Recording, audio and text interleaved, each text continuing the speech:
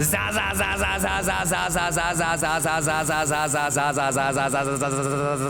go. Previously on Kimba TV. I think what will need to happen is we need more shorts to get loaded. You're gonna hit it, which is the previous day value row. So the full rotation that we play a lot is in play, but to the downside. So for example, like if you have a 44.4 short, that's beautiful. That's straight math.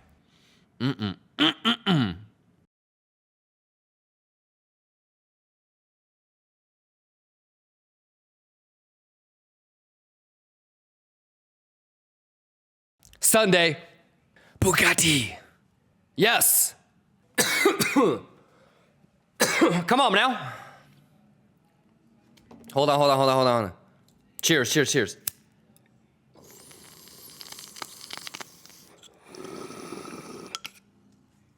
God damn. Get nasty.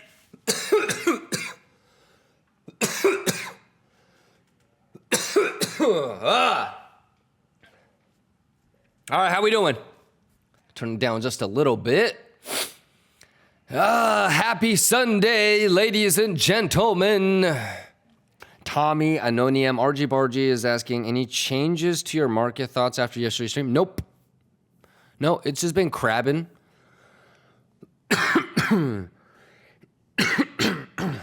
But I'm gonna be here for CME Open. And S&P futures opening up. So I already have ES ready to go, and I've got CME open ready to go, both on the 15-minute. Yeah, I mean, it's just, everything that we kind of talked about. What you would, the first thing that would, what would be the first thing that would make me be like, you lose the value area low and you back test it for a bearish retest. Right? Then I think you have the probability of this sweep that we had marked yesterday. Remember, we had this one and we had that one.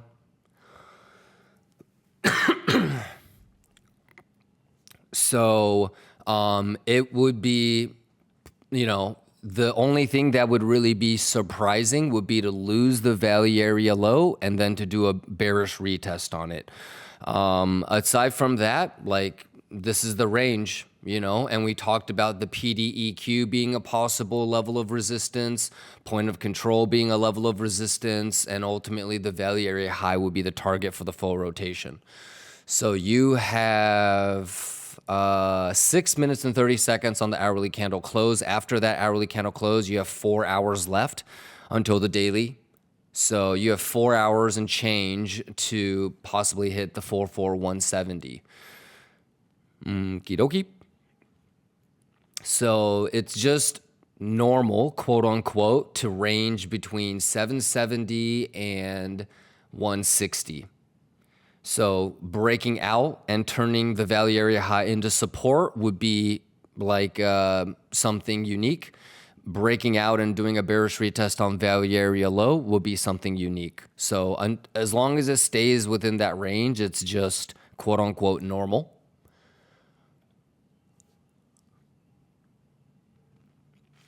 We got Minchi, Gogi, and then you can like turn on ding ding, so you can see it's still about the same. About a $60 million difference. There's more shorts. Yeah, you can do what you can. That one was fine too. Mystic, scripted. I'm not sure if the Binance wick on top of the CME gap around 40K is interesting to take into account. Not really scripted. The only wick that I would really be looking at and what we have been paying attention to is the Coinbase 45, right?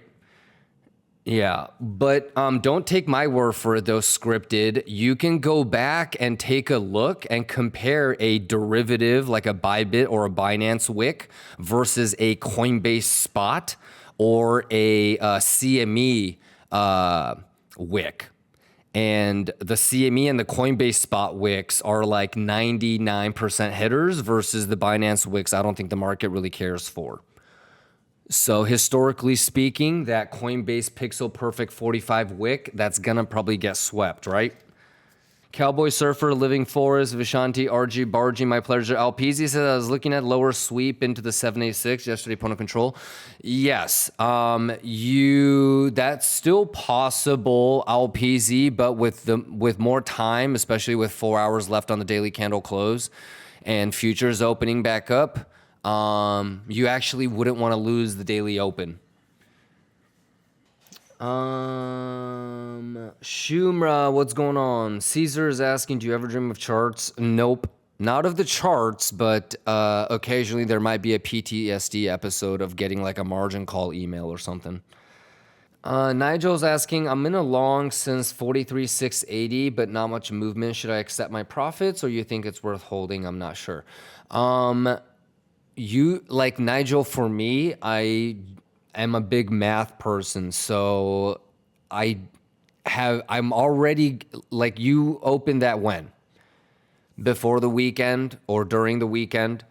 So I think you would have already been somewhat prepared for a little bit of crabby this morning. Okay, so yeah, I think first things first is if you're gonna open a position over the weekend, you have zero expectations, especially when it comes to timing. So that's the first thing, Nigel, is if you're going to open a trade close to the weekend or during the weekend, you go in with zero expectations.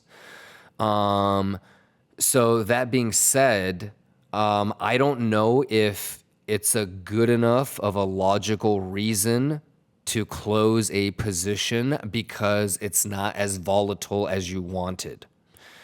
If for some reason you were anticipating volatility, and that part is starting to prove that maybe the TA wasn't necessarily correct, then maybe you start de-risking a little bit.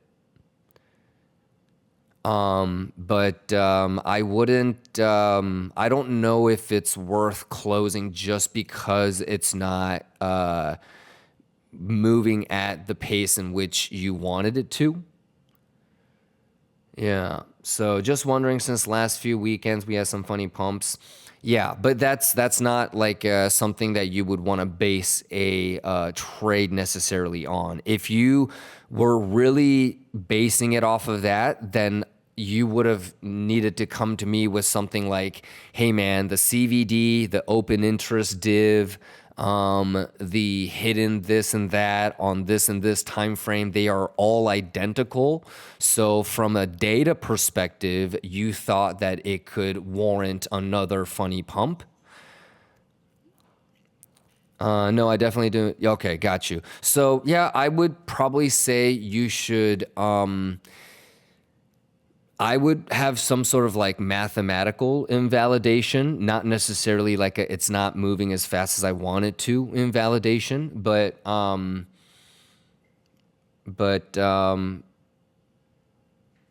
bet you kind of know what I'm getting at though, right?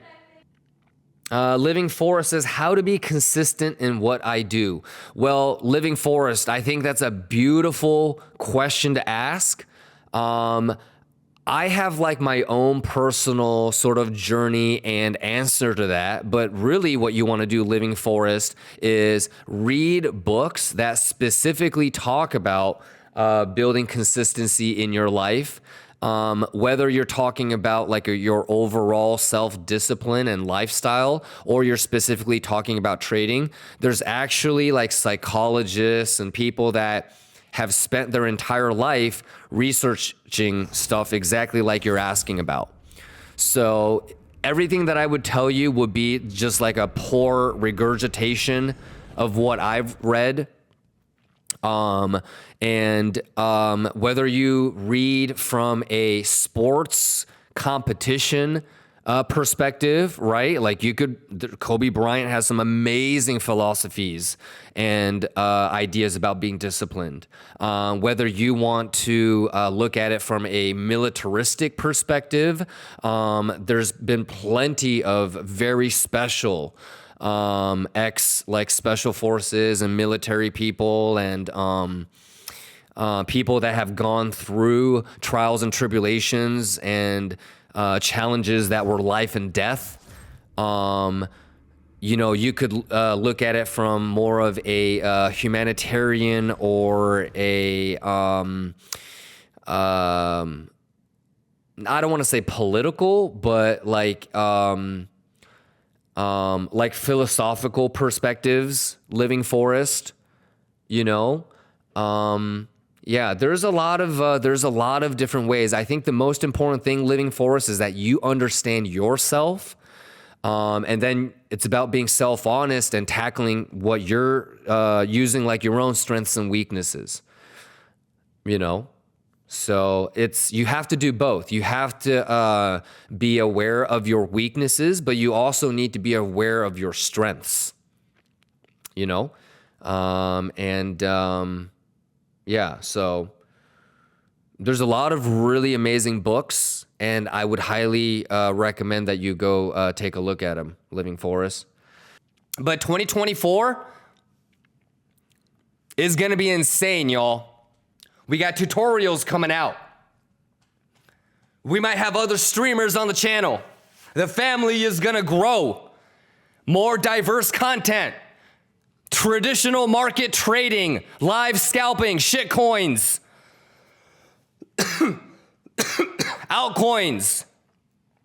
Woo! I'm telling y'all, because this has kind of been like a passion hobby, and I'm actually like investing money and like getting some additional help, taking it up a notch. And trying to turn this into more than just like a passion hobby of mine, you know? So, yeah, man. Yeah, man. It's going to go nutso. The streamathon counter, I need to make sure it doesn't reset because I'm going to start it now because I want all these subs to count towards the streamathon. So, all right, let me do this. Well, let's also finish out vibing out and finishing up this lettuce. Yeah? Drone Corleone, buy crypto. Everybody Gucci? TA-wise, nothing has changed. So, yeah? Right? The value area high is 44170, yeah? So breaking that, turning that into support would be bullish, but getting up there and getting rejected would be perfectly normal too. So everybody good? You know what's crazy, ladies and gentlemen, is I don't want to say we talked about this, but look at like these pixel perfect reactions at the value area low. And kind of talked about this when we saw, like, you know, the bearish retest of the previous day value area high yesterday, right? This was the daily open. So pretty cool, right? Nothing really changed. Everything is just kind of mathing. Love you guys, man. All right, let's vibe out. Force Master says, isn't it crazy that we still have almost 600 million of OI Delta? You goddamn right, my boy. Bro, I'm sitting here for that 45 bitch to get swept. Force? No, you damn right, bro. No. Force Master, you know what would be hella goofy? Hey, what if that motherfucker goes to 700, 800 when we keep going up? Hey, we might as well see 500 or 50,000, right? It's already goofy as fuck. What if that thing just keeps growing, my boy? And that's just on Bybz, right, Force Master? I know. Bro, that's what I mean is we got that extra lettuce for that. Good way to kind of look at the battlefield like a boss. You know, this is how you look at the battlefield like a boss. This is like a general view. You know what I mean? This is like this is like 5 minutes. This is like your fucking frontline infantry up in this bitch. Twiggly, are you unloading more spot at 48? Yeah, I'll probably dump a little bit all the way through like 52, but all of these are like Bitcoin that I earned over this year. And like my spot bags from a long time ago, I won't touch that until like 2030. So yeah, I have a little bit more spot that I'll keep selling all the way to 52. But yeah, yes. Dick Flex, is there going to be an all-nighter sometimes during Streamathon? For this one, maybe not. But for the January, February one, I probably will. Dick Flex, because as you can tell, I'm in San Diego. And I actually have to fly back to New York probably tomorrow night. And then I'm going to resume the Streamathon from New York through the week. And the January, February one, I might do an all-nighter with like a sleep cam and shit because I'm going to just sleep in my hyperbaric chamber. Yeah, man, I'm going to do what the Koreans do and sleep on the ground, but I'm going to be in this hyperbaric chamber, though. So, hyperbaric chamber cam. And, yeah, we'll have some fun with it. Any questions? Baby girl's going to be back pretty soon. Does anybody need to run through, like, let's run through Highblock real quick. So, here's your 12-hour. Okay, it hasn't really changed. It just grabbed that little thing on the bottom. Okay, not that big of a deal. Okay, so the next cluster to the downside, you're looking at 43,175, and it's really bright around 42.3. But you've got 44,150, 44.5, and 45.5. All right, and then on the 7-day, you're looking at 45.5, 45.6, the most amount to the downside. You're looking at about 42.2. All right, maybe 40,000. And then on the 1 month, you're looking at the most being around 35.3. And then you finish out the cluster around 45.5. So I would love that 45.5 swing fail short. I will probably fuck with that, right? Do I have TPs higher up? Yes. Do I think 48 is possible? Yes. But you got to look at the data. There isn't really much liquidity above 45.5, 45.6, right? And that's a level that we've been talking about since last week when I was freezing my ass off on the balcony lettucing up with y'all at Lake Tahoe. So it really wouldn't surprise us to get there. We know that pixel perfect 45 Coinbase sweep is going to get fucked with. It's a bad high. So that oregano sale is probably going to get, Pablo Escobar is not going to be okay with getting fake oregano. So he's probably going to go back and make sure that he's going to get his money back. Yeah, I think that's about it. So could we have a little bit of a pullback? Yeah. Is there that much liquidity left to the upside? No. So if we get that 45 sweep on Coinbase and we grab like that 45.6, 45.5, that's probably my first short attempt. As always, I'm not going to put blind limits in. I do have some TPs there. Some of you guys were like, hey, he added another TP. You goddamn right. I did. And that's at the 45.5, 45.6 zone. So the only blind limits I have is for TPs there. If the squeeze looks good, AKA the open interest as we approach that level. So jokingly, we were talking about, man, like open interest is still 500, 600 mil. That's kind of goofy, right? Yeah, it is goofy. Hopefully that fucker decreases as we go up to that level, but it would be really interesting if it goes to 600, 700, 800 million and we're still going up. Then we're probably going to go to 48.50. So hopefully, I would love to see the thing reset back down to 500 or sub 500 if we do go to like 45.5, 45.6.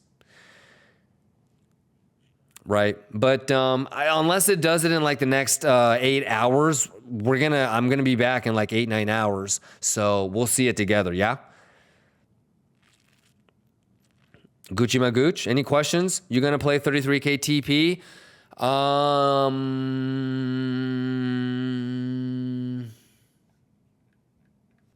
Yeah, like a single print tap and go on the higher time frame type of shit, probably.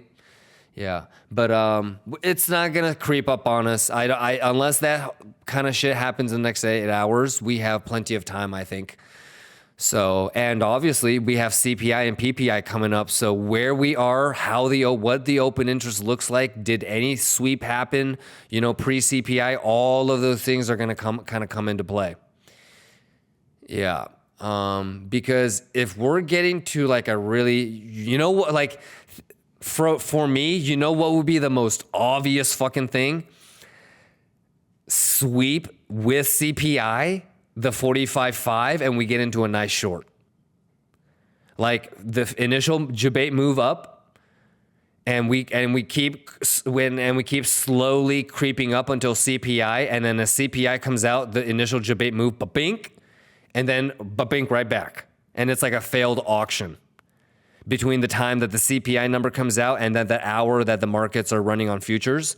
And then when the markets open, it's like a failed auction structure. It does a golden pocket pullback. It can't break above it. And then it poo-poos and starts making lower lows.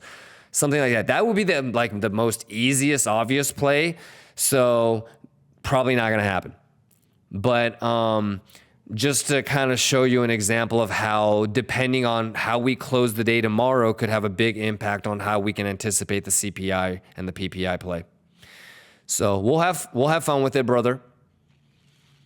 I'm gonna try to start the stream early tomorrow so we can do the roll call, and if we want to do like an early ass lettuce real quick, you know what I mean? We can do it, and then we can watch the markets open together type of shit, and do Blue Gammas fresh when it comes out. But yeah, for the most part, it's the Monday before like CPI, PPI. So I'm not gonna really get too carried away. I'm going to mainly focus on where and how the open interest volume for CPI and PPI Tuesday and Wednesday build up tomorrow, instead of trying to play the actual 0 days for tomorrow. What else are you going to trade? It's up to you, shooter. I'll probably, we'll put it up to like a vote, because I would prefer to be able to trade something that's been volatile or is volatile at that moment. So instead of trying to say, hey, let's do this, and then end up being with a dud, maybe every single day we can put it up to a vote, and then we'll choose one and fuck around with it that day. So yeah, so I mean, that Inge bonk, I'm down for whatever, bro. Yeah. But like, we should choose that day, right? Because what if we say bonk now, but then, bonk is like a super dead one tomorrow. So we should decide the day of, yeah? So we'll put it up to a vote every day or some goofy shit. We'll have fun with it, ladies and gentlemen. Streamathon starts tomorrow. Ladies and gentlemen, stay safe. All right, market makers, let's make it official. Hey, Sato, tell them what happens if they don't use stop loss. Everybody pay attention to what Sato tells you here.